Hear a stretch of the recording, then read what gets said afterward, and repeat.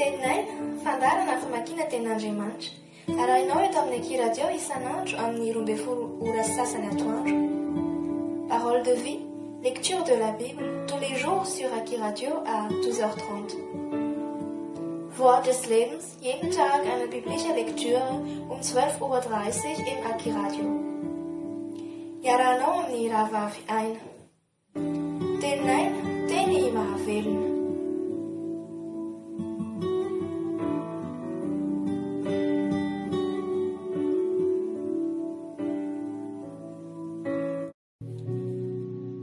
Ny filazantsara nosoratan'ny Lioka toko 4:12.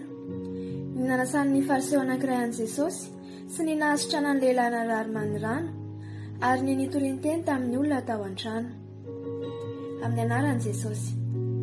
Ary aniditra mba hinana tao an-trano lola anankiray amin'ny fariseo izy tamin'ny sabata dia nizahan-taratra azy ireo. Ary indro nisy olona manirano anankiray teo anatrehany. Ary Jesosy namaly ka nanao tamin'ny mpahay-lalàna sy ny fariseo hoe mety va ny mahasitrana amin'ny sabata sa tsy? Fa tsy niteny ireo. Ary izy nanendry ilay marary dia nahasitrana azy ka nandefa azy andeha. Ary izy nanao tamin'ireo hoe iza moa aminareo raha manana boriki na omby latsaka ao an-davaka fatsakana no tsy hampakatra azy miaraka amin'izay na dia amin'ny andro sabata aza? Ary tsy nahavaliny amin'izany zavatra izany izy. Ary Jesosy nanao fanoharana tamin'izay nasaina raha nahita azy mifidy ny fitoerana aloha ka nanao taminy hoe raha misy makanao any amin'ny fampakaram-bady aza mipetraka eo amin'ny fitoerana aloha fandrao isy olona nalaina izay mihaja kokoa noho ianao ary ho avy izy ananasanao sy izy ka laza aminao hoe omeo toerana io olona io dia homenatra ianao ka hifindra ho any amin'ny fitoerana aoriana indrindra. Fa raha misy manasanao mandehanaka mipetraha eo amin'ny fitoerana aoriana indrindra ary rehefa tonga ilay nanasanao dia mahazo manao aminao hoe risaka izy mandrosoa etsy alohaloha kokoa dia azoazo eo masin'izay rehetra miara-mipetraka mihinana aminao ianao. Fa izay rehetra manandra tena no ahetry ary izay manetry tena no asandratra. Ary hoy Jesosy tamin'ilay nanasa azy kosa, raha manasa olona amin'ny sakafo atoandro na ny sakafo hariva ianao dia aza ny sakaizanao na ny rahalahinao na ny havanao na ny namanao manan-karena no asainao fandrao anasanao koa ireo dia ho voavalina anao. Fa raha manao fanasana ianao dia asao ny malahelo, ny kilemaina, ny mandringa, ny jamba dia ho sambatra ianao satria tsy mba manan-kavaly ireo fa ho valiana kosa ianao amin'ny fitsanganan'ny marina. Ary nanankiray tamin'izay niara-nipetraka ny hinana taminy dia nandray izany ka nanao taminy hoe sambatra izay hinan-kanina ao amin'ny fanjakan'Andriamanitra. Fa hoy Jesosy taminy, nisy olona anankiray nanao fanasana lehibe ka nanasa olona maro ary naniraka ny mpanompony izy tamin'ny fotoana fisakafoanana ilaza amin'izay fanasaina hoe andefa efa voavoatra izao ny fanasana. Fa izy rehetra dia nitovy saina ka samy nanao fialana. Hoy ny voalohany taminy, efa nividy tany aho ka tsy maintsy mandeha izahazy, masiana ianao, ekeo ny fandavako. Ary hoy ny anankiray koa, efa nividy eo amin'ny 10 ka andeha hamantatra azy, masiana ianao, ekeo ny fandavako. Ary hoy ny anankiray koa, efa nampakabady aho koa amin'izany tsy afaka mankany. Ary noho tonga ilay mpanompo dia nambarany tamin'ny tompony izany, dia tezitra ny tompontrano ka nanao tamin'ilay mpanompony hoe mandana faingana ho eny amin'ny lalambe sy ny sakely-dalana eto an-tanàna ka ampidiro ny malahelo sy ny kilemaina sy ny jamba ary ny mandringa. Ary hoy ilay mpanompo, tompoko, efa natao izay nandidinao ary mbola tsy feno ihany ny trano. Ary hoy ny tompo tamin'ilay mpanompony, mandehana ho eny amin'ny lalambe sy ny sisim-boly ka atereo ny olona hiditra mba ho feno ny tranoko. Fa lazaiko aminareo, tsy hisy anandratana tsy hisy anandrana ny nahandroko ireny olona nasaiko ireny na dia iray akory aza. Ny nilazany Jesosy tamin'ny olona maro nanaraka azy izay tokony ho toetry ny mpianany.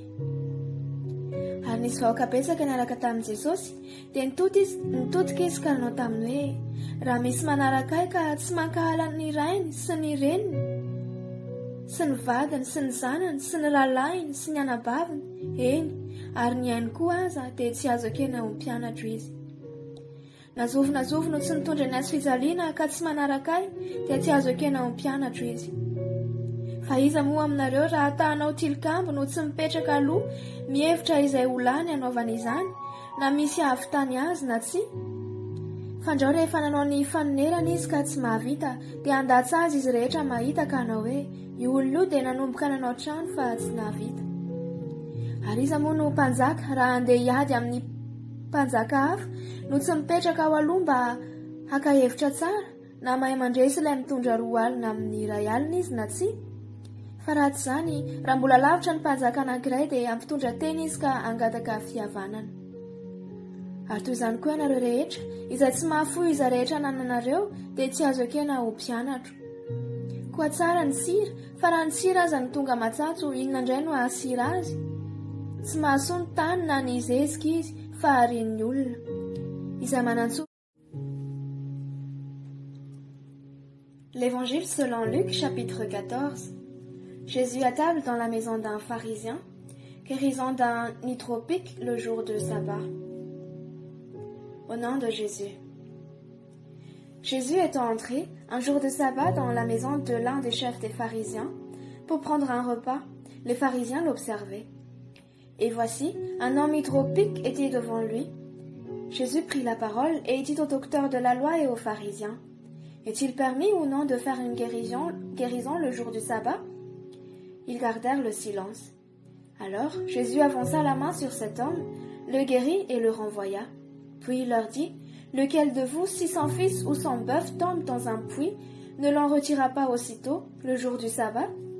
Et il ne peut rien répondre à cela. Instruction sur l'humilité et sur la bienfaisance. Il adressa ensuite une parabole aux conviés, en voyant qu'ils choisissaient les premières places, et il leur dit, « Lorsque tu seras invité par quelqu'un à des noces, ne te mets pas à la première place, de peur qu'il n'y ait parmi les invités une personne plus considérable que toi, et que celui qui vous a invité l'un et l'autre ne vienne te dire, « Cède la place à cette personne-là. » Tu aurais alors la honte d'aller occuper la dernière place. Mais lorsque tu seras invité, va te mettre à la dernière place, afin que quand celui qui t'a invité viendra, il te dise, « Mon ami, monte plus haut. » Alors cela te fera honneur devant tous ceux qui seront à table avec toi. Car quiconque s'élève sera abaissé, et quiconque s'abaisse sera élevé. Il dit aussi à celui qui l'avait invité, « Lorsque tu donnes à dîner ou à souper, n'invite pas tes amis, ni tes frères, ni tes parents, ni tes voisins riches, de peur qu'ils ne t'invitent à leur tour et qu'on te rende l'appareil. Mais lorsque tu donnes un festin, invite des pauvres, des estropiés, des boiteux, des aveugles. Et tu seras heureux de ce qu'ils ne peuvent pas te rendre l'appareil, car elle te sera rendue à la résurrection des justes. » Parabole des conviés. Un de ceux qui étaient à table, après avoir entendu ces paroles, dit à Jésus, « Heureux celui qui prendra son repas dans le royaume de Dieu. » Et Jésus lui répondit, « Un homme donna un grand souper, et il invita beaucoup de gens. À l'heure du souper, il envoya son serviteur dire aux convoyés, « Venez, venez, car tout est déjà prêt. » Mais tous, unanimement, se mirent à s'excuser.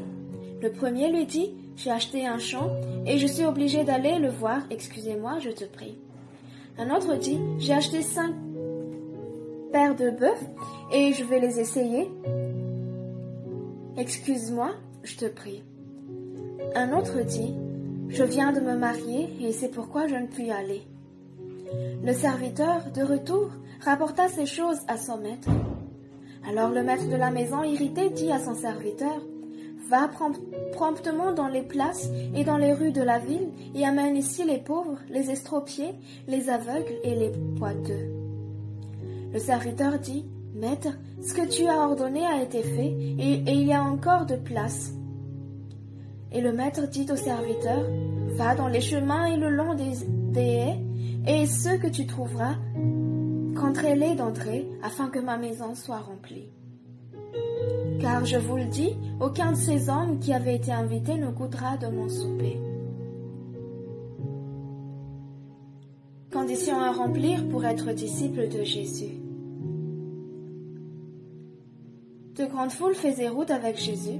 Il se retourna et leur dit, « Si quelqu'un vient à moi, et s'il ne hait pas son père, sa mère, sa femme, ses enfants, ses frères, ses sœurs et même sa propre vie, il ne peut être mon disciple. Et quiconque ne porte pas sa croix et ne me suit pas, ne peut être mon disciple. Car lequel de vous, s'il veut bâtir une tour, ne s'assied d'abord pour calculer la dépense et voir s'il a de quoi la terminer? de peur qu'après avoir posé les fondements, il ne puisse l'achever et que tous ceux qui le verront ne se mettent à le railler en disant « Cet homme a commencé à bâtir et il n'a pu achever ». Ou quel roi, s'il va faire la guerre à un autre roi, ne s'assied d'abord pour examiner s'il peut, avec 10 000 hommes, marcher à la rencontre de celui qui vient l'attaquer avec 20 000? S'il ne le peut, tandis que cet autre roi est encore loin, il lui envoie une ambassade pour demander la paix. Ainsi donc, quiconque d'entre vous ne renonce pas à tout ce qu'il possède ne peut être mon disciple. Le sel est une bonne chose, mais si le sel perd sa saveur, avec quoi l'assaisonnera-t-on? Il n'est bon ni pour la terre, ni pour le fumier, on le jette dehors. Que celui qui a des oreilles pour entendre, entende. Alléluia.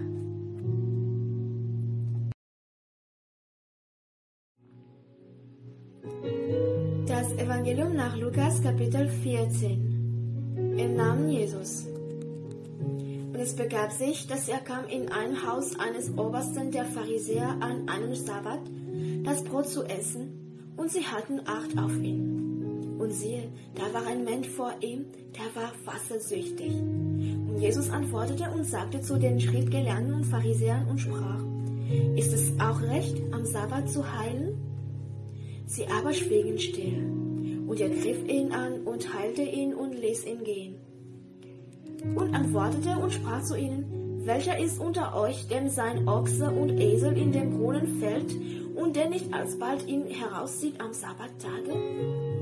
Und sie konnten ihm darauf nicht wieder Antworten geben. Er sagte aber ein Gleichnis zu den Gästen, da er merkte, wie sie erwählten, obenan zu sitzen, und sprach zu ihnen: Wenn du von jemand geladen wirst zur Hochzeit, so setze dich nicht obenan, dass nicht etwa ein Vornehmerer, denn du von ihm geladen sei, und dann komme, der dich und ihn geladen hat, und spreche zu dir: Weiche diesem, und du müsstest dann mit Scham untereinander sitzen. Sondern wenn du geladen wirst, so geh hin und setze dich untereinander, auf das, wenn da kommt, der dich geladen hat, er spreche zu dir: Freund, rücke hinauf, dann wirst du Ehre haben vor denen, die mit dir am Tische sitzen. Denn wer sich selbst erhöht, der soll erniedrigt werden. Und wer sich selbst erniedrigt, der soll erhöht werden.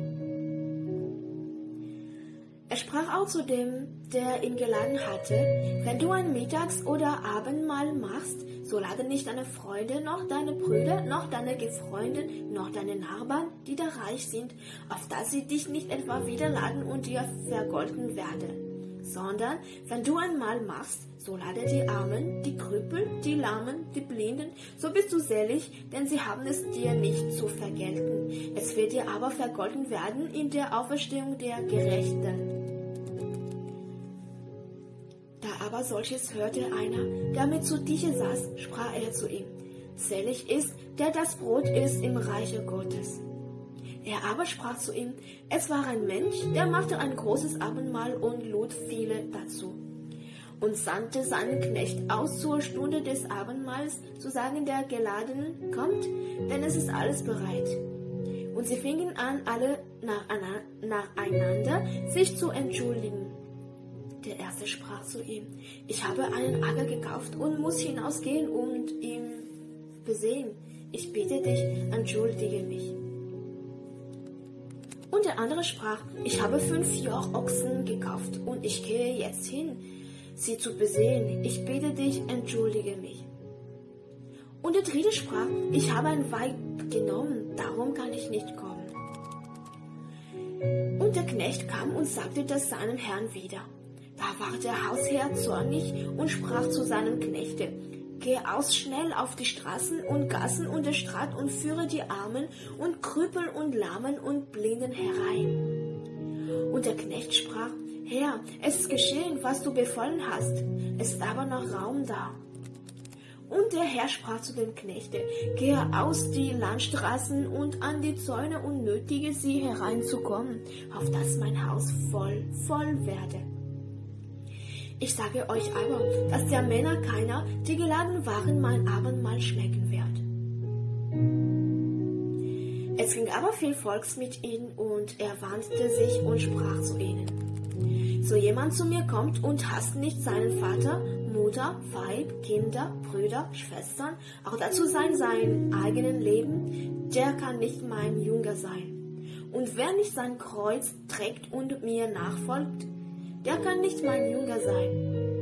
Wer ist aber unter euch, der einen Turm bauen will und sitzt nicht zuvor und überschlägt die Kosten, ob er es habe, hinauszuführen?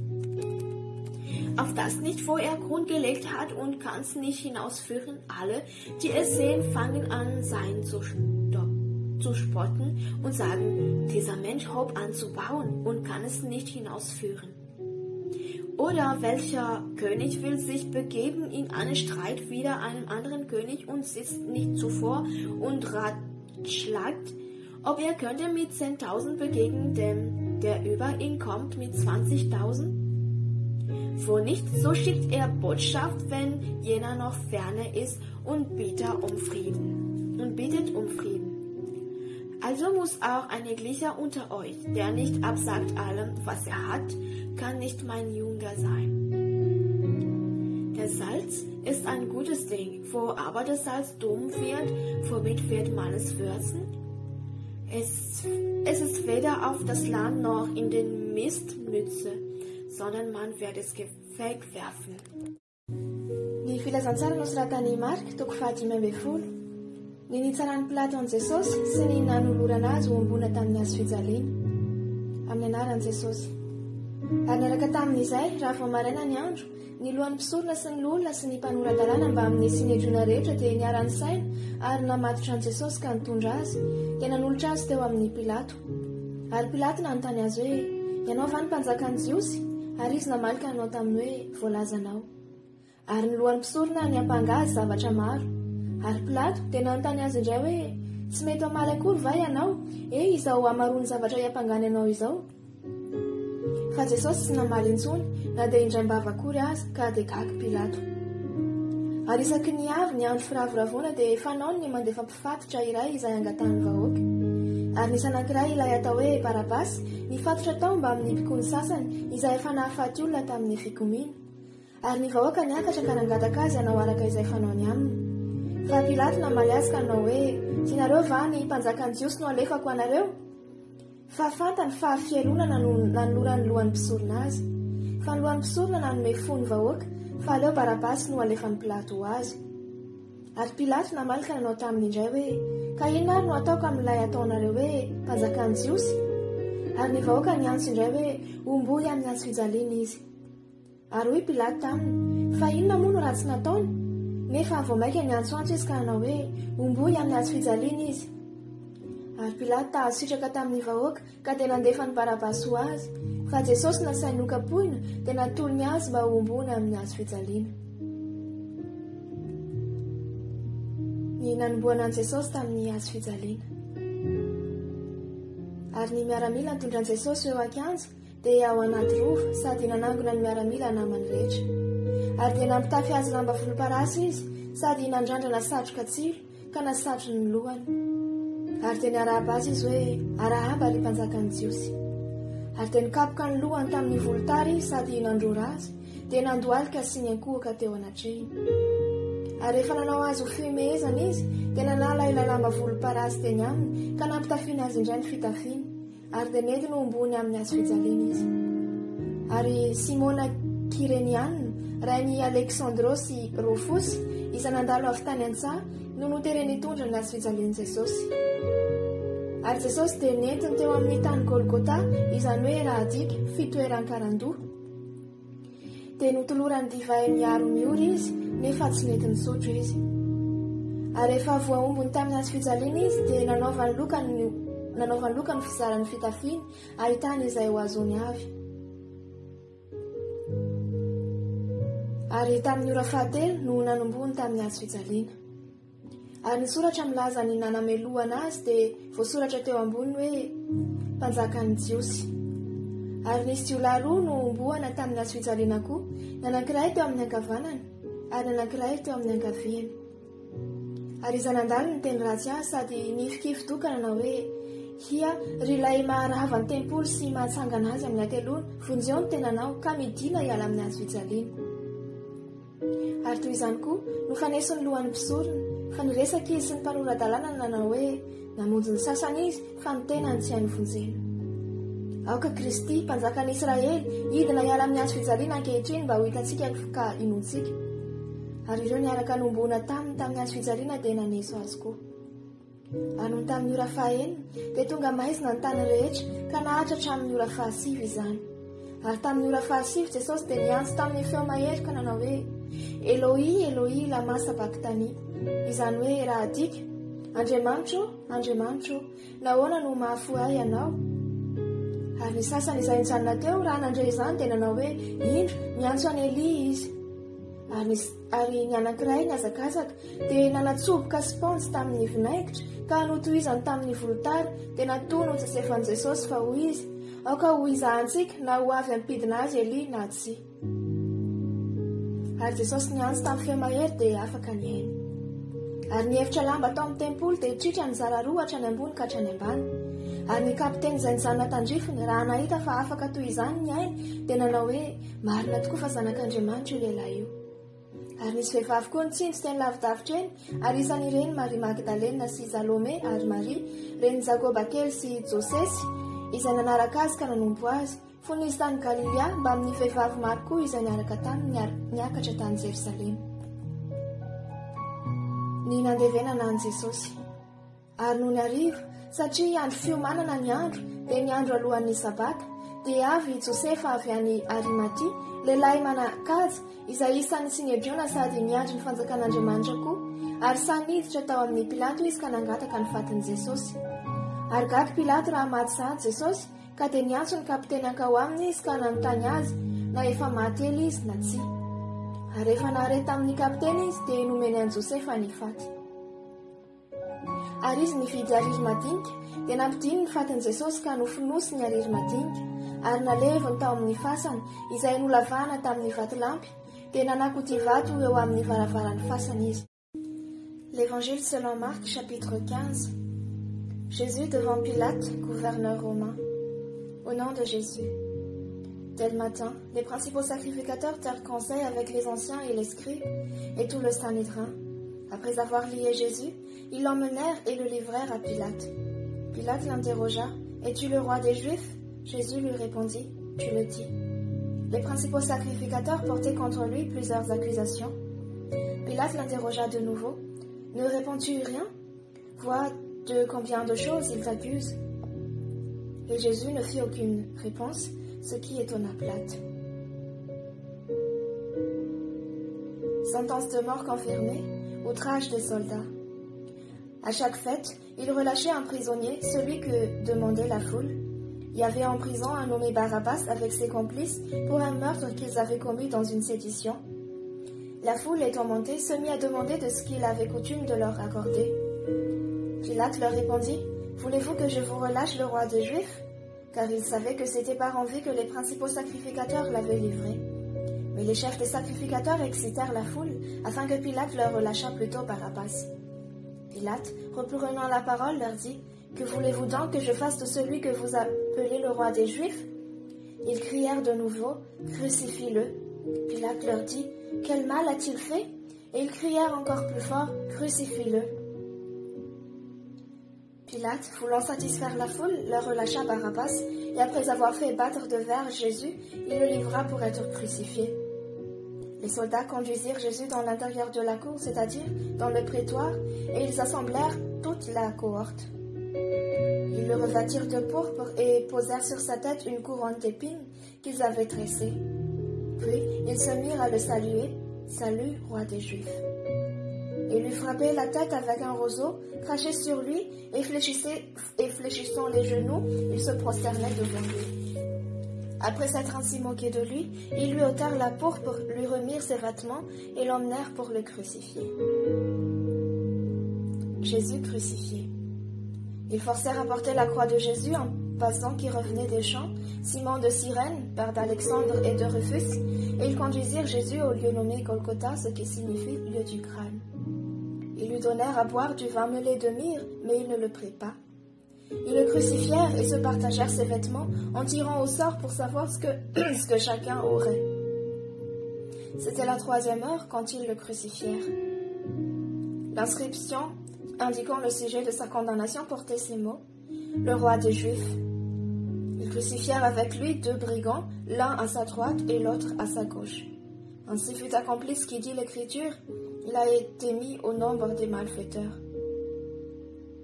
Les passants l'injuriaient et secouaient la tête en disant: Hé, toi qui détruis le temple et qui le rebâtis en 3 jours, sauve-toi toi-même en descendant de la croix. Les principaux sacrificateurs aussi, avec les scribes, se moquaient entre eux et disaient: il a sauvé les autres et il ne peut se sauver lui-même. Que le Christ, le roi d'Israël, descende maintenant de la croix, afin que nous voyions et que nous croyions. Ceux qui étaient crucifiés avec lui l'insultaient aussi. La 6e heure étant venue, il y eut des ténèbres sur toute la terre jusqu'à la 9e heure. Et la 9e heure, Jésus s'écria d'une voix forte: Eloi, Eloi, lama sabachthani, ce qui signifie: mon Dieu, pourquoi m'as-tu abandonné? Quelques-uns de ceux qui étaient là l'ayant entendu dire: voici, il appelle Élie. Et l'un d'eux courut remplir une éponge de vinaigre et l'ayant fixée à un roseau, il lui donna à boire en disant: laissez, voyons si Élie viendra le descendre. Mais Jésus, ayant poussé un grand cri, expira. Le voile du temple se déchira en 2, depuis le haut jusqu'en bas. Le centenier qui était en face de Jésus, voyant qu'il avait expiré de la sorte, dit: assurément cet homme était fils de Dieu. Il y avait aussi des femmes qui regardaient de loin. Parmi elles était Marie de Magdala, Marie, mère de Jacques et le mineur, et de Jose et Salomé, qui le suivaient et le servaient lorsqu'il était en Galilée, et plusieurs autres qui étaient montés avec lui à Jérusalem. Le corps de Jésus mis dans un sépulcre. Le soir étant venu, comme c'était la préparation, c'est-à-dire la veille du sabbat, arriva Joseph d'Arimathée, conseiller de distinction, qui lui-même attendait aussi le royaume de Dieu. Il osa se rendre vers Pilate pour demander le corps de Jésus. Pilate s'étonna qu'il fût mort si tôt, fit venir le centenier et lui demanda s'il était mort depuis longtemps. S'en étant assuré par le centenier, il donna le corps à Joseph. Puis Joseph, ayant acheté un linceul, descendit Jésus de la croix, l'enveloppa du linceul et le déposa dans un sépulcre taillé dans le roc. Puis il roula une pierre. Das Evangelium nach Markus Kapitel 15. Im Namen Jesus. Und bald am Morgen hielten die Hohenpriester einen Rat mit den Ältesten und Schriftgelehrten, dazu der ganze Rat, und banden Jesu und führten ihn hin und überantworteten ihn dem Pilatus. Und Pilatus fragte ihn: bist du der König der Juden? Er antwortete aber und sprach zu ihm: du sagst es. Und die Hohenpriester beschuldigten ihn hart. Pilatus aber fragte ihn abermals und sprach: antwortest du nichts? Siehe, wie hart sie dich verklagen. Jesus aber antwortete nichts mehr, also dass sich auch Pilatus verwunderte. Er pflegte aber ihnen auf das Osterfest einen Gefangenen loszugeben, welchen sie begehrten. Es war aber einer, genannt Barabbas, gefangen mit den Aufrührern, die im Aufruhr einen Mord begangen hatten. Und das Volk ging hinauf und bat, dass er täte, wie er pflegte. Pilatus aber antwortete ihnen: wollt ihr, dass ich euch den König der Juden losgebe? Denn er wusste, dass ihm die Hohenpriester aus Neid überantwortet hatten. Aber die Hohenpriester reizten das Volk, dass er ihnen viel lieber den Barabbas losgebe. Pilatus aber antwortete wiederum und sprach zu ihnen: was wollt ihr denn, dass ich tue dem, den ihr beschuldigt, er sei der König der Juden? Sie schrien abermals: kreuzige ihn. Pilatus aber sprach zu ihnen: was hat er übels getan? Aber sie schrien noch viel mehr: kreuzige ihn. Pilatus aber gedachte, dem Volk genug zu tun, und gab ihnen Barabbas los und geißelte Jesu und überantwortete ihm, dass er gekreuzigt würde. Die Kriegsknechte aber führten ihn hinein in das Richthaus und riefen zusammen die ganze Schar und zogen ihn in einen Purpur an und flochten eine dornene Krone und setzten sie ihm auf und fingen an, ihn zu grüßen. Gegrüßet seist du, der Judenkönig.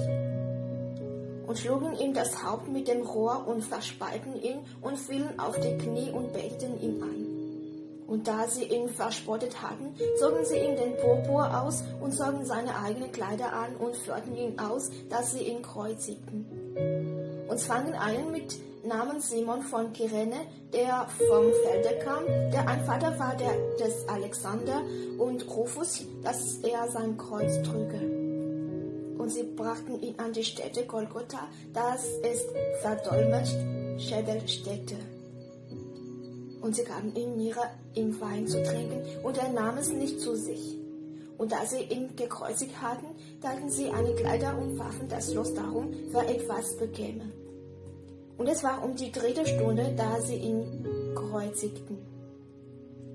Und es war oben über ihm geschrieben, was man ihm Schuld gab, nämlich der König der Juden. Und sie kreuzigten mit ihm 2 Mörder, einen zu seiner Rechten und einen zur Linken. Da war die Schrift erfüllt, die da sagt, er ist unter die Übeltäter gerechnet. Und die Vorübergingen lästeten ihn und schüttelten ihre Häupter und sprachen: Pfui dich, wie fein zerbrichst du den Tempel und baust ihn in 3 Tagen. Hilf dir nun selber und steig herab vom Kreuz. Desgleichen die Hohenpriester verspotteten ihn untereinander samt den Schriftgelehrten und sprachen: Er hat anderen geholfen und kann sich selber nicht helfen. Ist der Christus und König in Israel, so steige er nun vom Kreuz, dass wir sehen und glauben. Und die mit ihm gekreuzigt waren, schmähten ihn auch. Und nach der 6. Stunde ward eine Finsternis über das ganze Land bis um die 9. Stunde. Und um die 9. Stunde rief Jesus laut und sprach: Eli, Eli, lama sabachthani. Das ist verdolmetscht: Mein Gott, warum hast du mich verlassen? Und etliche, die dabei standen, da sie es hörten, sprachen sie: Siehe, er ruft den Elia.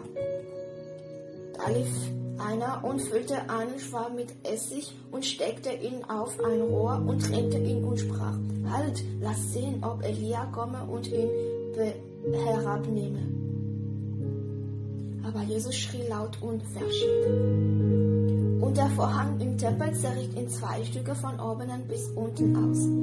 Der Hauptmann aber, der dabei stand, ihm gegenüber und sah, dass er mit solchem Geschrei verschied, sprach: Wahrlich, dieser Mensch ist Gottes Sohn gewesen. Und es waren auch Weiber da, die von ferne solches sahen, unter welchen war Maria Magdalena und Maria, Jakobus des Kleinen und des Joses Mutter und Salome, die ihm auch nachgefolgt waren, da er in Galiläa war und gedient hatten, und viele andere, die mit ihm hinauf gen Jerusalem gegangen waren. Und am Abend, weil es der Rüsttag war, welcher ist der Vorsabbat, kam Josef von Arimathea, ein ehrbarer Ratsherr, welcher auch auf das Reich Gottes wartete. Der wagte es und ging hinein zu Pilatus und bat um den Leichnam Jesu. Pilatus aber verwunderte sich, dass er schon tot war, und rief den Hauptmann und fragte ihn, ob er schon lange gestorben wäre. Und als er es kundet von dem Hauptmann, gab er Josef den Leichnam. Und er kaufte eine Leinwand und nahm ihn ab und wickelte ihn in die Leinwand und legte ihn in ein Grab. Das war in einen Felsen gehauen und wälzte einen Stein vor des Grabes Tür. Aber Maria